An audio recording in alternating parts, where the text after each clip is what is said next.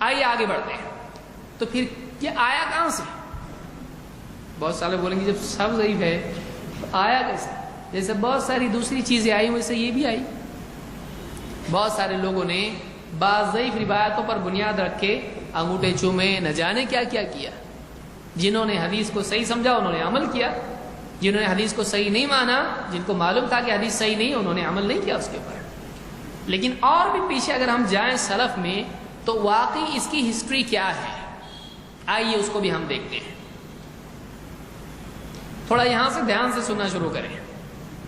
حافظ ابن رجب ان کی کتاب ہے لطائف المعارف، اس کے صفحہ نمبر 151 پر انہوں نے اس رات کے بارے میں کچھ اعمال اور کچھ باتیں ذکر کی ہیں، اس کی حقیقت بیان کی ہے. یاد رہے کہ حافظ ابن رجب جو ہیں وہ بھی اس کے قائل ہیں کہ اس رات جاگنا چاہیے. ہم آگے دیکھیں گے کہ واقعی فیصلہ اس بارے میں کیا ہے، لیکن انہوں نے اس پہ کتاب لکھی ہے. لیکن جو اس کو کر رہا ہے وہ کسی نہ کسی بنیاد پر کر رہا ہے نا. بہت سارے لوگ کیا کہتے ہیں، اتنے بڑے عالم جب کر رہے کچھ تو ہوگا نا. تو جب عالم خود بتائے کیا ہے تو سمجھ میں آئے گا نا اپنے کہ واقعی کیوں کر رہے ہو. ٹھیک ہے. ابن رجب کہتے ہیں قیام لیلۃ نصف لم يثبت فيها شيء عن النبي صلی اللہ علیہ وسلم ولا عن اصحابہ. 15 شعبان کی رات اس سلسلے میں اللہ کے نبی صلی اللہ علیہ وسلم سے یا صحابہ سے کچھ بھی ثابت نہیں ہے. کیا کہہ رہے ہیں؟ اس سلسلے میں اللہ کے نبی صلی اللہ علیہ وسلم سے اور صحابہ سے کچھ بھی ثابت نہیں. اتنی ساری حدیثیں گئی وہ کیا ثابت نہیں ہے، مطلب حدیث معتبر نہیں. جو ان سے دلیل لے رہے ہیں وہ اس کو کیوں نہیں لے رہے؟ اتنے بڑے عالم ہیں، حافظ ابن رجب بھی کرتے تھے، انہوں نے کتاب میں لکھا ایسا. پیارے بہت اچھی بات ہے، لیکن انہوں نے جو یہ بات کہی کہ اس بارے میں نبی صلی اللہ علیہ وسلم اور صحابہ سے ثابت نہیں ہے، تیرے دل میں اس سے کھٹک کیوں پیدا نہیں ہو رہی ہے؟ اتنی بڑی رات اور نبی صلی اللہ علیہ وسلم اور صحابہ سے کچھ بھی ثابت نہیں، یعنی ان کو اس کی رات کی قدر نہیں تھی. تو ہی بہت قدر والا ہو گیا کہ تجھ کو اس رات کی قدر آ گئی اور ان سب سے ناراض ہو رہا ہے جو اس رات میں نہیں جا گئے. نبی صلی اللہ علیہ وسلم صحابہ سے کیوں ثابت نہیں؟ سب نے چھپا دیا، صحابہ نے نبی کا عمل چھپایا، تابعین نے صحابہ کا عمل چھپا دیا. ایسا ہے. معلوم یہ ہوا بنیادی بات کہ اس رات کے بارے میں اللہ کے نبی صلی اللہ علیہ وسلم اور صحابہ سے کچھ بھی ثابت نہیں ہے. وثبت، پھر کیا ثابت کیا ہے، کہاں سے آیا یہ؟ کہتے ہیں وثبت فیہا عن طائفۃ من التابعین من اعیان فقہاء اہل الشام. کہتے ہیں اس بارے میں جو عمل ہم کو ملتا ہے وہ کہاں سے ملتا ہے؟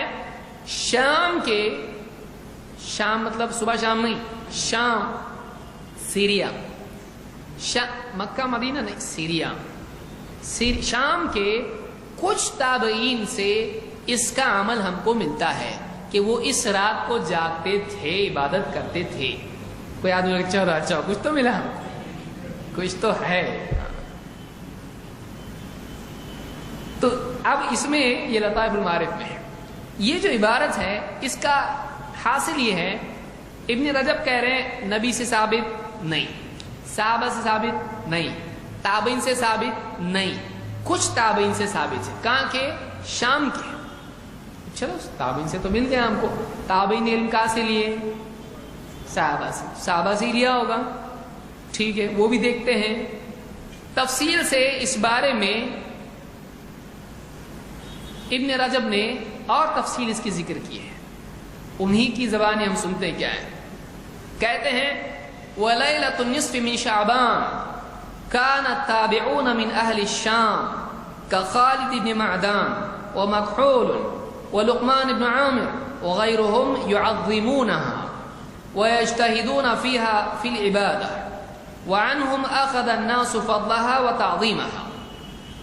کہتے ہیں کہ 15 شعبان اس سلسلے میں شام کے تابعین اور نام ذکر کیے. کون؟ خالد بن معدان، مکحول، لقمان بن عامر اور ان کے علاوہ کچھ تھے. کہاں کے؟ مکہ کے نہیں، مدینہ کے نہیں، کہاں کے؟ شام کے. اور یہ لوگ کیا کرتے تھے؟ اس رات کی بڑی تعظیم کرتے تھے اور اس رات میں عبادت میں کافی مجاہدہ کرتے تھے. تو وَأَنْهُمْ أَخَذَ النَّاسُ فَضْلَهَا وَتَعْظِيمَهَا، بعد کے لوگوں نے انہی سے اس رات کی عظمت اور اس رات کا عمل لیا ہے. انہی سے وَأَنْهُمْ أَخَذَ النَّاسُ فَضْلَهَا وَتَعْظِيمَهَا، لوگوں نے اس رات کی عظمت کن سے لی؟ ان تابعین سے. کہاں کے؟ شام کے. تو بعد والے جو عمل کر رہے ہیں اس کی بیسس کیا ہے؟ شام کے ان تابعین کا عمل. یہ جب کر رہے ہیں تو کچھ ہوگا، ٹھیک ہے. ان کی بیس کیا ہے؟ وہ کیوں کرتے تھے شام کی تابعین؟ کہتے وقد قیل، یہ کہا گیا ہے، انہ بلغہم فی ذلک آثار اسرائیلیہ فلما اشتہر ذلك عنہم فی البلدان اختلف الناس فی ذلك. کہتے ہیں وقد قیل، یہ کہا گیا ہے، اس سلسلے میں بات کہی گئی ہے کہ ان تک اس سلسلے میں بعض اسرائیلی آثار پہنچے. بنی اسرائیل کے ہاں اس رات کی عظمت تھی، بنی اسرائیل کے آثار، ان کی باتیں انہوں نے قبول کی ان تابعین نے اور اس رات کو ماننا شروع کیا. تو بنی اسرائیل میں تھا تو ہمارے بھی ہونا چاہیے، کیونکہ وہ بھی نبیوں والے ہیں. تو جب وہ کرتے ہیں تو ہم بھی کریں گے. جیسے اللہ کے نبی صلی اللہ علیہ وسلم کے زمانے میں جب بنی اسرائیل کو دیکھا عاشورہ کا روزہ رکھ رہے ہیں تو صحابہ نے پوچھا، تو آپ نے کہا، پوچھا کیوں؟ تو انہوں نے کہا کہ یہ بہت بڑا دن ہے، اس دن فرعون کو اللہ نے غرق کیا، موسیٰ علیہ السلام کو نجات دی. شکر میں موسیٰ علیہ السلام نے کیا تو ہم بھی کرتے ہیں. آپ نے کہا ہم تم سے زیادہ حقدار ہیں موسیٰ علیہ السلام کے، ہم بھی رکھیں گے. تو چلو بنی اسرائیل سے لے سکتے ہیں ایسا.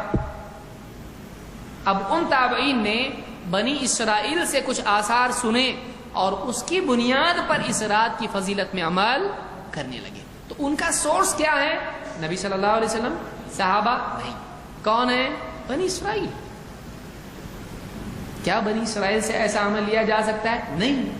بولے تابعین ہے نا، بولے اور بھی تابعین ہے کہ نہیں ہے؟ کہ یہی ہے صرف.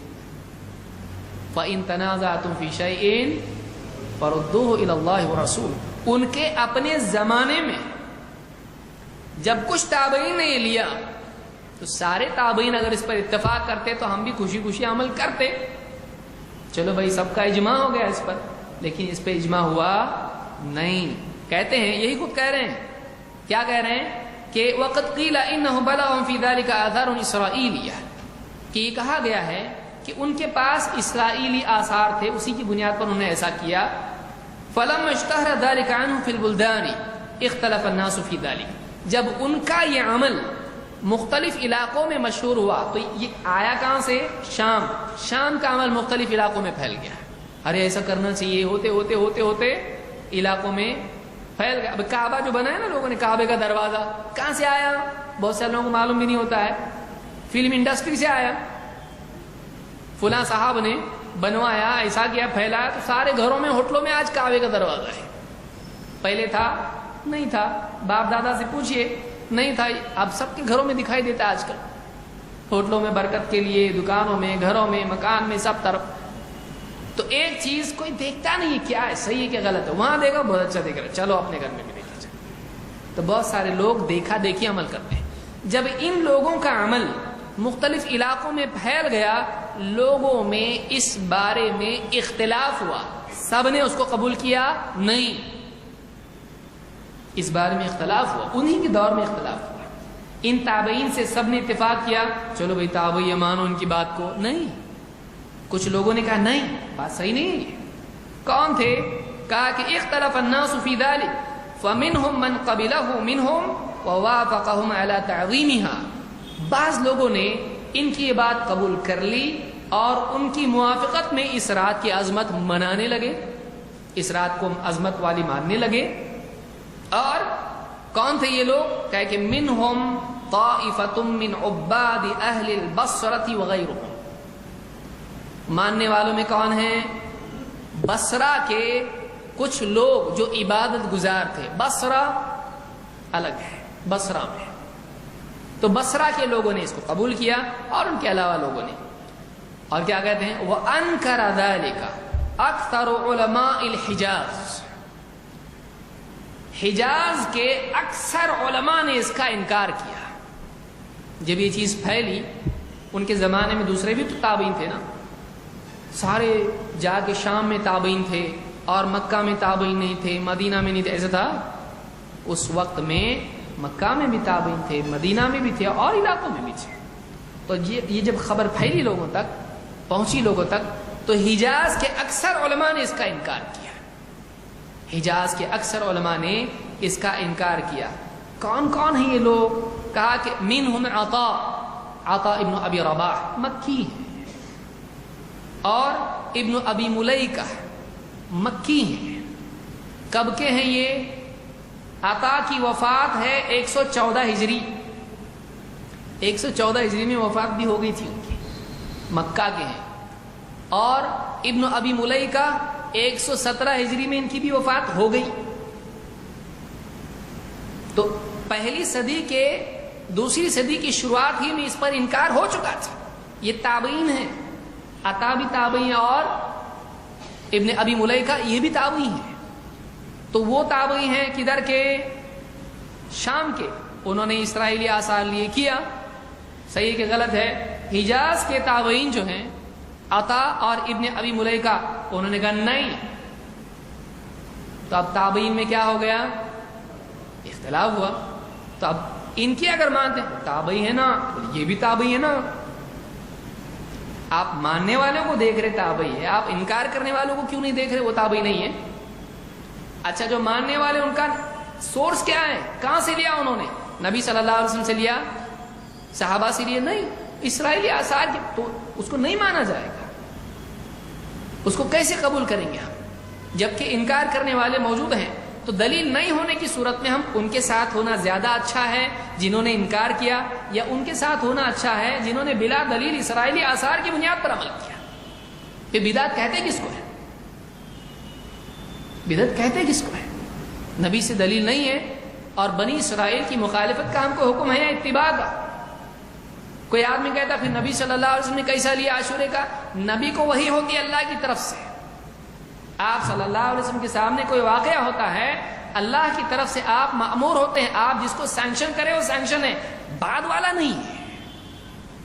بولیں گے تابعی ہیں، تابعی رفع الیدین بھی کرنے والے ہیں کہ نہیں ہیں؟ اب وہ لیں گے؟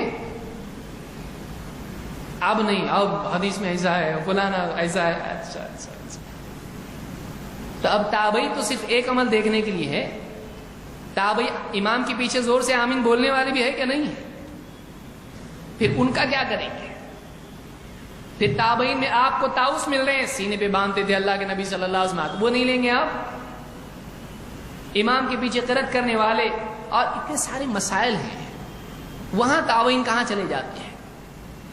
صرف اپنے دل کے حساب سے مسئلہ لینے کے لیے آپ تابعی کو دلیل بنائیں اور باقی مسائل میں کہیں اس کی کوئی دلیل نہیں ہے.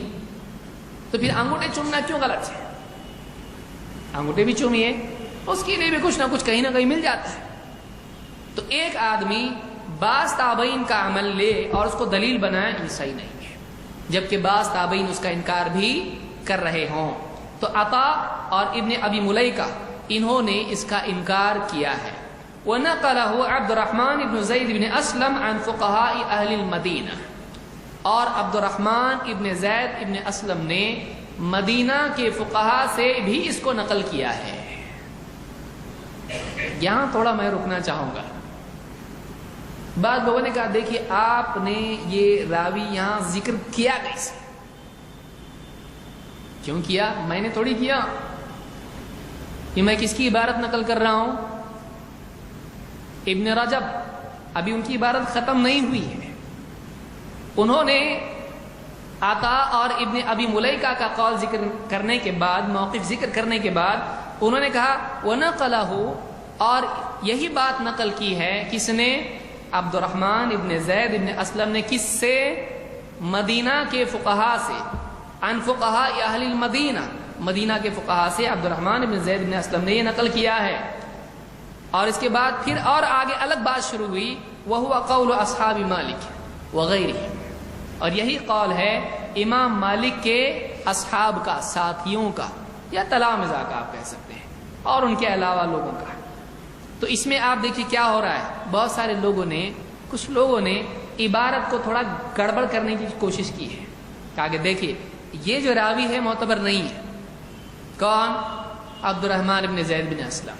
تو آپ نے وسیلے کے درس میں تو اس کے اوپر تنقید کی ہے کہ اس کی وجہ سے وہ جو روایت ہے کہ آدم علیہ السلام نے وسیلہ لیا کس کا؟ نبی کا، تو یہی تو راوی وہاں بھی ہے۔ تو آپ نے اس راوی کو یہاں ذکر کیا ہے، اپنے لیے لگ رہا ہے تو ذکر کر رہے ہیں، اور وہاں آپ کو رد کرنا ہے تو اس پہ رد کر رہے ہیں، یہاں کیوں نہیں کر رہے ہیں؟ اس سے آپ نے نقل کیا، لہٰذا یہ پوری بات غلط ہے۔ ایسا نہیں ہے۔ دیکھیے آدمی کے پاس اگر علم نہیں ہو تو اس سے جہالت ہی کی باتیں نکلیں گی۔ بھائی آپ ایک آدمی کے پاس علم کی بات اگر نہیں ہے تو وہ آدمی جب بولے گا تو کیا بولے گا؟ علم بولے گا؟ وہ آدمی ایسی بات بولے گا جو علم سے ہٹی ہوئی ہے۔ جس کو اصول نہیں معلوم ہے وہ آدمی بہت غلطیاں کرتا ہے۔ یہاں پر یاد رکھیے، عبارت دیکھیے، عبارت میں یہ عبارت پوری کی پوری نقل کرنا ضروری ہے کہ نہیں ہے؟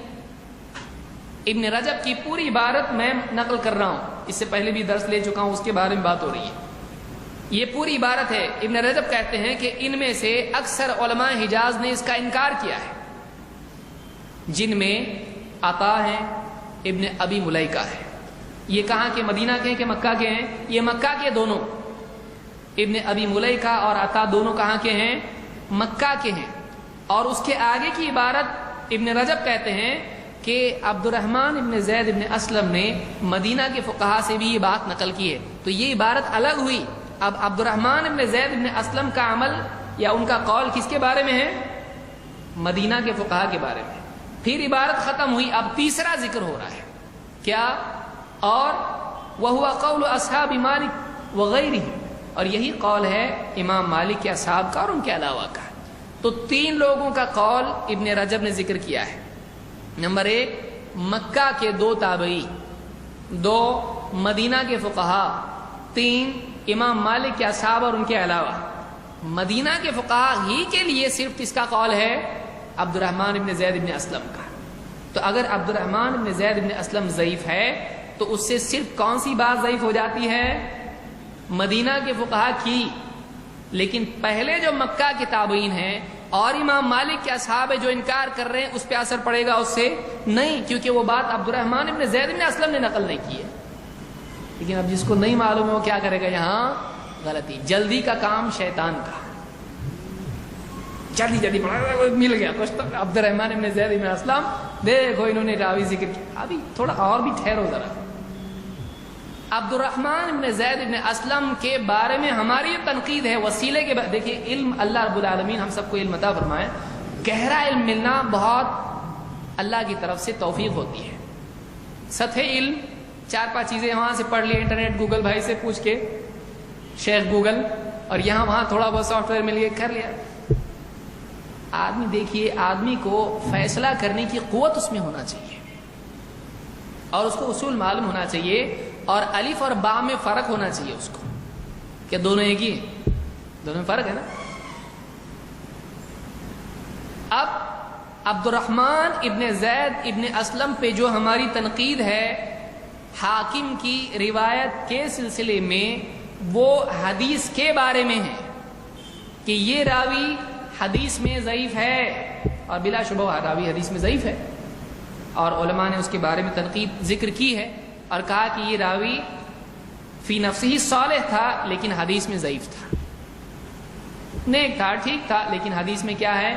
ضعیف، صحیح نہیں ہے، اس کی حدیث نہیں لی جائے گی۔ اس لیے کہ میں نے اس سے پہلے بھی ایک راوی کے بارے میں ذکر کیا، ایک آدمی سچا ہو سکتا ہے لیکن حدیث میں غلطیاں کرنے والا ہو سکتا ہے۔ اور دوسری بات یہ کہ ایک آدمی ایک فن میں، ایک فیلڈ میں دلیل نہیں بن سکتا ہے، لیکن دوسری فیلڈ میں اس کی بات لی جا سکتی ہے۔ ایسا ہو سکتا ہے کہ نہیں ہو سکتا؟ چاہے دنیوی معاملہ ہو، جیسے میں نے بتایا ایک آدمی ہے جس کی انگلش بہت اچھی ہے لیکن میتھس کچے ہیں، تو آپ اس کو لیٹر ڈرافٹنگ میں رکھیں گے لیکن اکاؤنٹنگ میں نہیں رکھیں گے۔ کیوں؟ وہ ایک اگر اکاؤنٹنگ میں سے اس کو باہر کرو، اس کو نکالو، اس کو کچھ کام کا نہیں، ایسا ہوگا نہیں. وہ ایک فیلڈ میں کچا ہوتا ہے لیکن دوسری فیلڈ میں اس کی بات لی جاتی ہے. جو آدمی یہ نہیں جانتا ہے اس کو علم کے میدان میں بات کرنے کا کوئی حق نہیں ہے. ایسے کئی راوی ہیں جن کا ہم مستقل کوئی درس اس کے اوپر بھی لے سکتے ہیں، جو ایک فیلڈ میں ایک دم غیر معتبر ہیں لیکن دوسری فیلڈ میں ان کی بات دیکھی جاتی ہے. عبد الرحمن ابن زید ابن اسلم کے بارے میں جو یہ بات کہی گئی ہے، عبد الرحمن ابن زید ابن اسلم کا قول تفسیر میں خود ان کے حنفی علماء نے قبول کیا ہے. بخاری کی تفسیر میں خود حنفی علماء نے عبد الرحمن ابن زید ابن اسلم کا قول غالباً عمدۃ القاری میں یا جو انور شاہ کشمیری نے فیض الباری لکھی ہے اس میں ذکر کیا ہے.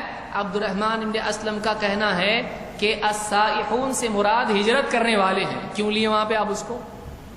آپ کے عالم ہیں نا، حنفی ہیں، آپ کا عالم ہی لے رہے ہیں ان سے. اگر یہ بالکل حدیث میں نہیں چلے گئے راوی لیکن اس کے اقوال تفسیر میں اور دوسرے میدان میں لیے جاتے ہیں. واقدی کے بارے میں علماء کا اتفاق ہے کہ واقدی سے روایت لینا صحیح نہیں ہے. واقدی راوی ہے ایک، محمد ابن سعد کا استاد. محمد ابن سعد معتبر ہیں، واقدی معتبر نہیں. امام شافعی کہتے ہیں واقدی کی تمام روایات جھوٹ کا پلندہ ہے. امام شافعی کہہ رہے ہیں واقدی. آپ عمدۃ القاری یا اسی طرح سے آپ فیض الباری، حنفی حضرات کی کتاب ہے، بہت عزت اور احترام کے ساتھ بھرا ہوا ہے واقدی واقدی واقدی واقدی. بلکہ ایک مسئلے میں تو فیض الباری میں لکھا ہوا ہے صحیح بخاری کے حوالے سے، جو صحیح بخاری میں باب ہے اندھے آدمی کا مؤذن ہونا، وہ باب ہے، آپ اس میں دیکھ سکتے ہیں. اس بارے میں واقدی کے بارے میں واقدی نے ایسا کہا اور یہ زیادہ صحیح ہے.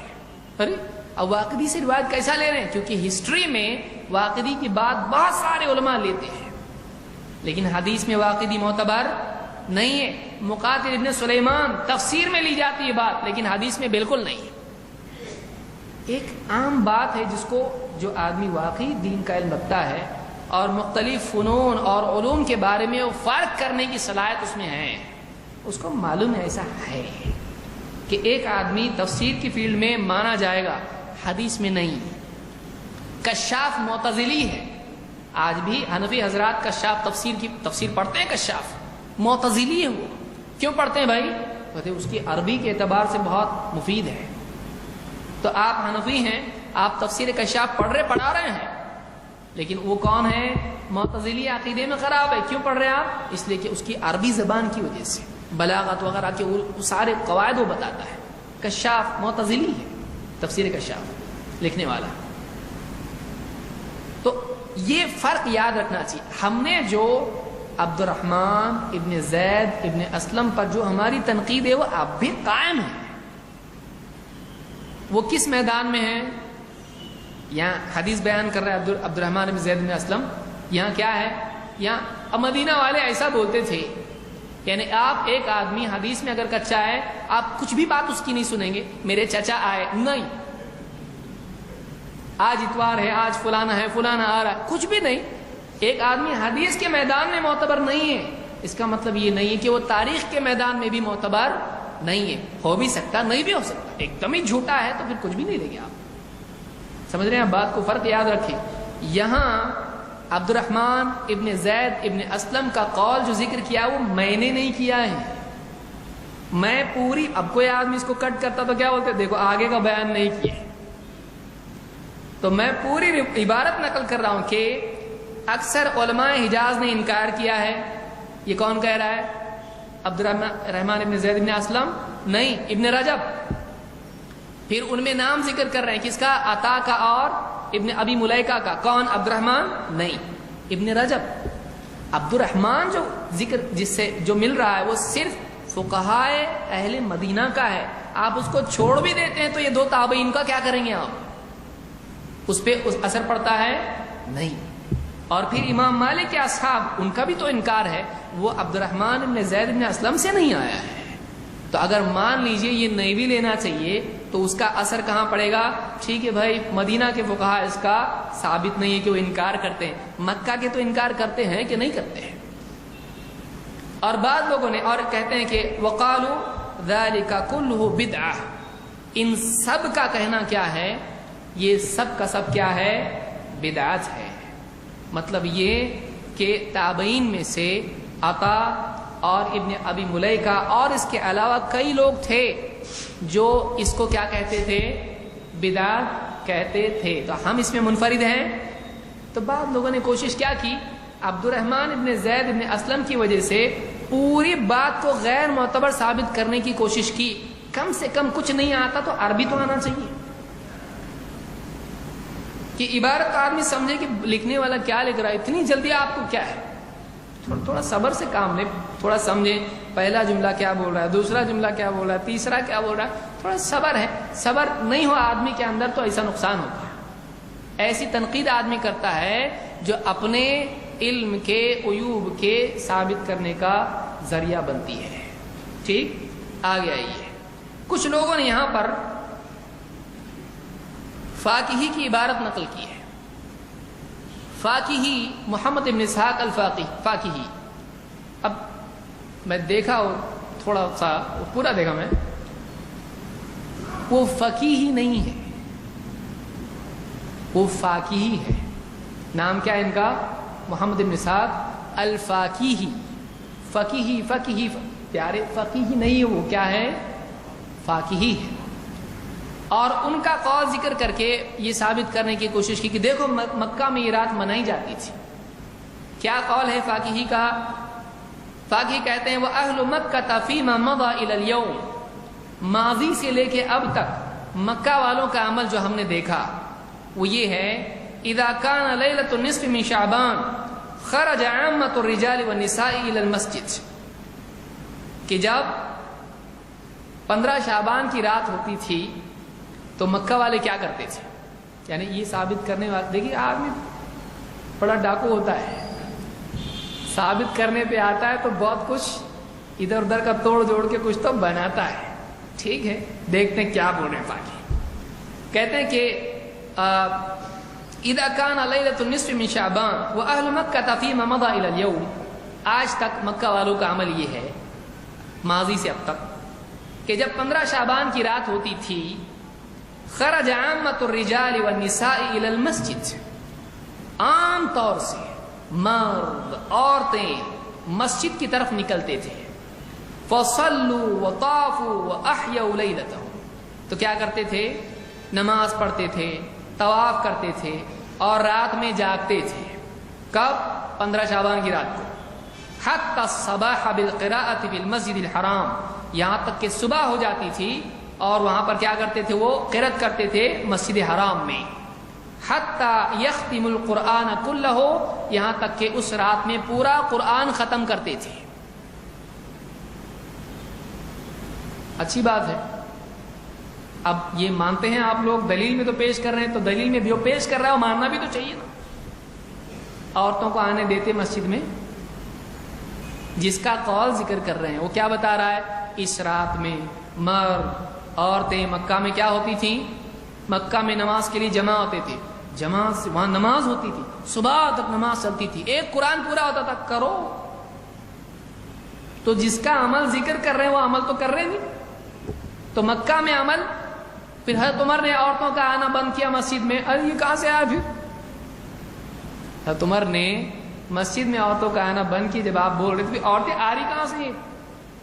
تو مرد اور عورتیں سب جمع ہو کے نماز پڑھ رہے ہیں مسجد حرام میں، آپ کیوں نہیں کرتے؟ بولے وہ ٹھیک ہے، عورتیں مسجد میں آئیں گی فتنہ ہوگا، یہ کیا ہے؟ تو جس کی دلیل آپ دے رہے ہیں اس پہ عمل بھی تو کرو، کہ خالی رات کے بارے میں دلیل لیں گے اور پوری رات کی بات کے بارے میں نہیں، ان کے جیسا عمل کرو۔ دوسری بات یہ کہ فاقہی کب کے ہیں؟ فاقہی ان کی وفات 272 میں ہوئی ہے، اور جنہوں نے اس عمل کو رد کیا ہے مکہ والوں نے، ان کی وفات 114 اور 117 میں ہوئی ہے۔ یہ بعد والوں نے عمل کیا ہے، وہ دلیل بنا رہے اور پہلے والوں کو چھوڑ دیے۔ سمجھ میں آ رہی بات؟ کہ جنہوں نے اس عمل پر انکار کیا ہے وہ کب کے ہیں؟ وہ تو 114 اور 17 میں دونوں کی وفات ہو گئی تابعین کی. 114 سے کتنا ہوا؟ 214. 214 سے کتنا؟ 272. 150 سال کے بعد. اور پھر انہوں نے جنہوں نے انکار کیا ان کا کیا کریں گے آپ؟ یہ تو مل گیا آپ کو. یہ کون لوگ تھے نہیں معلوم. یہ ماننے والے ہو سکتے جنہوں نے انہی سے لیا, کیونکہ ابن رجب کیا کہہ رہے ہیں, وہاں سے جب عمل پھیلا تو بہت سارے علاقوں میں پھیلا اور لوگوں نے وہ عمل کرنا شروع کیا. بہت ممکن ہے انہوں نے بھی وہیں سے لیا ہو, کیونکہ اس وقت میں ان سے پہلے جب وہ عمل لوگوں تک پہنچا, تابعین تک پہنچا, تابعین میں سے ابن ابی ملیکہ اور اسی طرح سے عطا ابن ابی رباح نے اس کا انکار کیا ہے. تو ان لوگوں کے عمل سے پہلے تابعین اس عمل کا انکار کر چکے ہیں. آپ وہ کیوں نہیں لے رہے مکہ والوں کا, اور یہ کیوں لے رہے؟ آپ پبلک کا عمل لے رہے, لیکن تابعین اور اتنے بڑے علماء عطا ابن ابی رباح اور ابن ابی ملیکہ ان کا عمل کیوں نہیں لے رہے, جو کہ قاضی تھے مکہ کے؟ نہیں نا, ایسے ہی ہوتا ہے کہ ایک آدمی جب کرنا ہی اس کو ہے تو پھر آپ کتنا بھی منع کرو وہ کر کے ہی رہتا ہے. شادی کرنے والوں کو دیکھو آپ, دل آ جاتا جب کسی کا تو بڑے دادا نانا چاچا پھوپھا خالہ خالو کس کی بھی سنتا نہیں, اس کو ادھر ہی جانا ہوتا, اس کو بس وہی چاہیے. دل میں رچ بس گیا ایک بات اس کے, وہ چھوڑے گا نہیں. ایسے ہی اہل بدعت کا حال ہوتا ہے. جب ساری دلیلیں فیل ہو جاتی ہیں تو اس پہ آتے ہیں منع کدھر ہے, برا کیا ہے, اور دلیل لانا چاہتے ہیں کہیں سے بھی کچھ بھی, ڈوبتے کو تنکے کا سہارا, اس کو لے کے عمل کرنا شروع کرتے ہیں. تو یہاں پر آپ دیکھیں گے کہ ہم نے مکہ کے تابعین کا عمل ذکر کیا کہ وہ اس پر انکار کرتے تھے. وہ عبد الرحمن ابن زید بن اسلم کی روایت نہیں ہے. عبارت 10 بار پڑھیں گے تو کم سے کم سمجھ میں آئے گا. اگر ایک بار نہیں سمجھ میں آ رہی نا, 10 بار پڑھو نا, صبر کرو, تھوڑا اچھے سے پڑھو, علماء سے پوچھو, بڑے علماء سے پوچھو کہ وہ عبارت کا ترجمہ کیا ہوتا ہے. خواہ مخواہ اعتراض کرنا اور تنقید کرنا آدمی کو نقصان دیتا ہے. تو یہاں پر یہ خلاصہ اس چیز کا ہے کہ اس سلسلے میں تابعین کا رد موجود ہے. اور کہاں کی تابعین ہے؟ مکہ کی ہے. اور ابن رجب اس سلسلے میں جو کہہ رہے ہیں وہ کہتے ہیں کہ وَأَنْكَرَ ذَلِكَ أَكْثَرُ عُلَمَاءِ الْحِجَاز, اس عمل پر حجاز کے, حجاز کس کو کہتے ہیں؟ مکہ, مدینہ, طائف, جو عرب ہے مکہ مدینہ طائف اور اس کے اطراف کے جو علاقے ہیں ان کو کیا کہتے ہیں؟ یہ حجاز ہے. یہاں کے علماء نے انکار کیا. اگر یہ عمل وہاں واقعی سنت سے ثابت ہوتا, اللہ کے نبی صلی اللہ علیہ وسلم کے زمانے سے ہوتا آیا ہوتا, یہ کیوں انکار کرتے اس کے اوپر؟ اور خود ابن رجب کیا کہہ رہے ہیں, اس سلسلے میں اللہ کے نبی صلی اللہ علیہ وسلم سے اور صحابہ سے کوئی ثابت نہیں. تو پوری بات کا خلاصہ یہ کہ نمبر 1, اللہ کے نبی صلی اللہ علیہ وسلم اور صحابہ سے کوئی ثابت ہے اس سلسلے میں نہیں. کہاں سے ثابت ہے؟ شروعات تابعین. کہاں کے تابعین؟ حجاز کے نہیں, شام کے. پھیلا کہاں سے؟ وہیں سے سب طرف. اور پھر ان کے پاس کیا دلیل تھی؟ ان کے پاس اسرائیلی روایات تھی. ہو سکتا ہے یہ ضعیف روایتیں بھی ہوں ان کے پاس, وہاں سے انہوں نے لیا اس کو, وہاں سے پھیلا. جب پھیلا تو لوگوں نے سب بولے بہت اچھا عمل کرو. نہیں, کچھ نے کیا, کچھ نے نہیں کیا. نہیں کرنے والے کون ہیں؟ حجاز کے علماء. اکثر مکہ مدینہ کے اکثر علماء انہوں نے انکار کیا. جن میں سے کون ہے؟ عطا اور ابن ابی ملیکہ. کب کے ہیں؟ دوسری صدی کی شروعات کے. فاقی بولتے ہیں ہمارے زمانے میں لوگ عمل کرتے تھے, پہلے سے دیکھتے آئے ہم لوگ. ٹھیک ہے, وہ کب کے ہیں؟ 252 کی وفات ہے ان کی, ان کی 114 کی وفات ہے. 150 سال کا فرق ہے. پہلے ہی اس کا ریجیکشن ہو چکا ہے. بعد میں اگر لوگ عمل کرتے ہیں تو کریں, بعد والوں کا عمل دلیل ہوگا نہیں. بعد میں تو 4 مسلح بھی تو ہو گئے تھے نا وہاں پہ. اور اس کے بعد آج کا عمل لیں گے مکہ کا. آج بھی تھوڑے لوگ لیتے, لیکن وہ بھی کیسا؟ آج بھی لوگ مکہ میں ہوتا نا ایسا. کیا ہوتا؟ 20 رکعت تراویح. ابھی رمضان آ رہا, شروع ہو جائے گا سب. مکہ میں 20 کیسا ہوتی؟ مدینہ میں 20 کیسا ہوتی؟ مکہ میں دعا نہیں ہوتی نماز کے بعد, وہ نہیں لیں گے. اقامت اکہری ہوتی ہے، اور کتنے سارے اعمال وہاں پر ہیں، پوری گنتی وہ نہیں لیں گے، لیکن وہاں پہ کیا لیں گے؟ صرف 20 رکعت۔ تو اہل بدعت کا یہ معمول ہے، مستقل معمول ہے، اصول ہے، خاموش اصول، کہ اپنے مطلب کی لینا اور باقی چیزیں چھوڑنا، جو ٹکرائے وہ چھوڑ دینا۔ تو یہاں بھی انہوں نے یہ ساری چیزیں کی ہیں۔ اللہ تعالیٰ ہدایت عطا فرمائے۔ اس سلسلے میں دیکھیے، یہ بات ہم نے دیکھی کہ اس میں تابعین کے دور میں اختلاف ہوا، بعض نے اس کو قبول کیا اور بعض نے قبول نہیں کیا۔ اللہ تعالیٰ کا اس بارے میں ہم کو کیا حکم ہے؟ نمبر 1، فَإِن، اذان کا وقت ہو گیا ہے، ہو چکا ہے، 9 بجے کی اذان ہے، 8:45 کی۔ آخری بات کہہ کے اپنی بات ختم کر رہا ہوں۔ اللہ تعالیٰ کا حکم ہے فَإِن تَنَازَعْتُمْ فِي شَيْءٍ فَرُدُّوهُ إِلَى اللَّهِ وَالرَّسُولِ۔ اگر کسی چیز میں تم میں اختلاف ہو جائے تو معاملے کو کہاں لوٹاؤ؟ اللہ اس کے رسول کی طرف۔ وہاں سے مل رہا کرنا نہیں کرنا، کرنا مل رہا ہے وہاں سے تو ہم کو کچھ بھی نہیں مل رہا ہے۔ اگر کرتے تو ہم بھی کرتے، نہیں کیا تو ہم بھی نہیں کریں گے۔ کیوں؟ عمر بن خطاب رضی اللہ عنہ نے فرمایا کہ تو پتھر ہے، تو نہ فائدہ دیتا ہے نہ نقصان، اگر میں نے اللہ کے نبی صلی اللہ علیہ وسلم کو تجھے چومتا نہیں دیکھا ہوتا تو کبھی نہیں چومتا۔ مطلب آپ نے کیا اس لیے کر رہا ہوں، اگر نہیں تو نہیں کرتا۔ نبی سے ثبوت ہے تو کریں، تو مت کریں، اپنے دل سے نہیں کرنا چاہیے۔ اللہ رب العالمین ہم سب کو سمجھتا فرمائے۔ مزید انشاءاللہ کسی اور سال اور زیادہ تفصیل سے اس کو ہم دیکھنے کی کوشش کریں گے۔ اقول قولی ھذا واستغفر اللہ لی ولکم۔